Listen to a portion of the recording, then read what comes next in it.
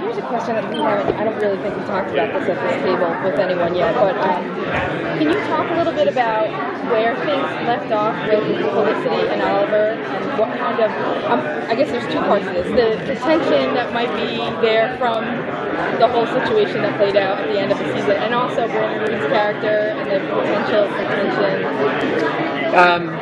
In terms of Oliver and Felicity, you know, obviously they've grown in closeness through the years, and she, you know, even though he said what he said under certain circumstances at the end of the year last year, there was a truth to it that we explore early on. And a large part of Oliver's journey this year is dealing with whether or not he can have it all, as it were, you know, or has he just commissioned himself to a life of crime fighting and that's it, you know, but what about the life part of it and the fuller life? So we'll be dealing with that, and he gets right at it, you know, especially because there's been these intervening months that have happened between the finale and the first episode.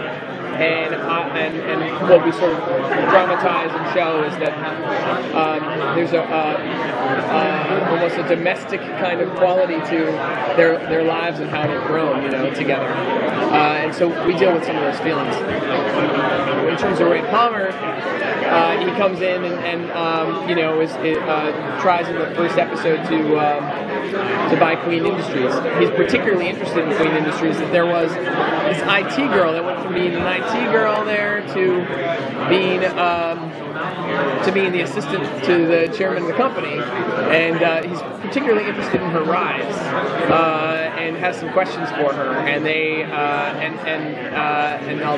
so he's very interested in her. So would you say that his interest in her is more of a suspicion or romantic interest first? I think, you know, because we've got so much going on in a good way on the shows, we rarely sort of just have the characters in scene where there's not some emotional development as well. And so I think that, you know, and the two of them have a lot of chemistry as well. So we'll be exploring that, I think. And is there, and I guess just going back to the tension factor, I feel like when Felicity was with Barry, there was friction between her and Oliver. Are we going to see that again, or is this going to be? I mean, I think Oliver wouldn't be human if he started to, and that was fun to play with last year, obviously. And there were some things we learned watching that we wanted to explore in the creation of this character as well, right? So I think you're right to connect the dots. Will we get a little backstory or background on Felicity's character? We do. Felicity? You know, this is the first year we jump out of our flashbacks with Oliver in a bigger way to do some other flashbacks. And we do in episode 5, we do a big one with her. There's another character, we do another big set of flashbacks for all in the first 7. You know, so yeah, you'll get to know. We'll be filling in more blanks in her life as well. Can you talk a little bit how you'll be splitting your time between doing this and now doing the Flash as well? They are all the writers' offices and the editorial offices that where we edit the episodes are all on the same floor, so that helps a lot to go from one office to the other. New shows always take the most time because they're new and you don't have that set of episodes yet to point at and go, that's a great episode, that's a great episode. You have the pilot, you can keep pointing at it, but at some point you have to point at other ones. And but at the same time, Arrow's the firstborn, and so, you know, I think it's kind of like, you know, it can be a real joy and a pleasure to just go back and work with all of them just to break stories, and it's fun to have them both informing each other in a lot of ways. Need a lot of crossover with that? I think for me the joy of it is like the comic books. You just don't know when or how it's going to happen, really, and that there should be different versions of it, like mini versions where it's just like, I'm calling Starling City and someone is on the phone, you know. We did like a little one like that at the tail end of last year on Arrow where we brought in Cisco and Caitlin before, you know, we did the pilot.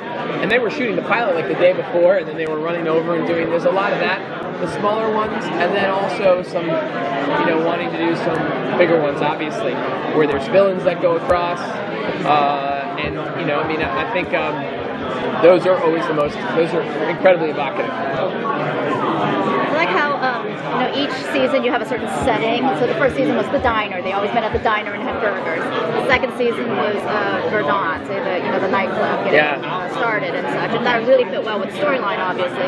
Is there a setting in the third season? That's a great question. It was economically driven always, both of them. So we have a little bit more money now, so they can eat in multiple places. They're not just stuck at the same restaurant. But I'm sure something emerges. I think you're right. There really is like something that is evocative of the place. Oliver gets a new place to live. He's not living in the barracks of the. He's not living exactly of his headquarters. Yeah. Well, in the first episode he is, but he soon after finds a new place to live.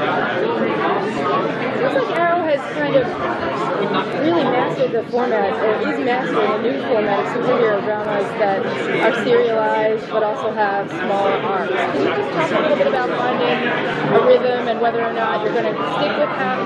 Because I feel like it's been evolving. The first season to the second season. Is the third season going to be? Are you stepping away from the format and the tone? No, I mean we do try and change certain pieces of it up, and there's obviously very helpful to have the big bad and that kind of thing, and the themes that connect everybody and connect all the different issues. But the fun for me is just the action adventure element. I think a lot of times we're breaking the stories of the indie movies in terms of like painting your characters into these corners and not necessarily knowing how you're kind of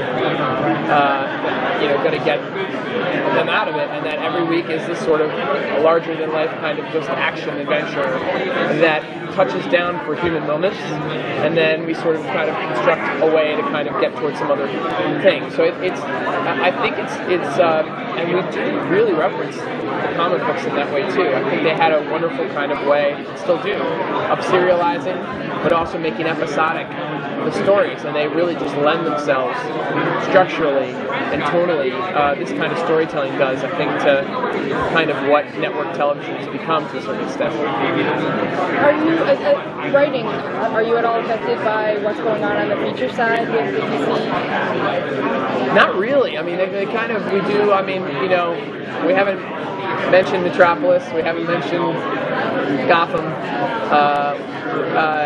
We stay away from that stuff, and but we just do our own thing, and so we haven't been affected. And there are any plans for any maybe nods, especially now that DC's expanded on the feature side?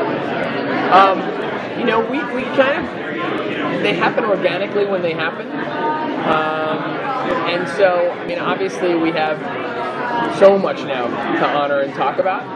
I think that actually the trickier thing is as they do more TV shows that are DC related, that's where we kind of you want to avoid some of the stuff that you think Gotham may be dealing with or Constantine may deal with.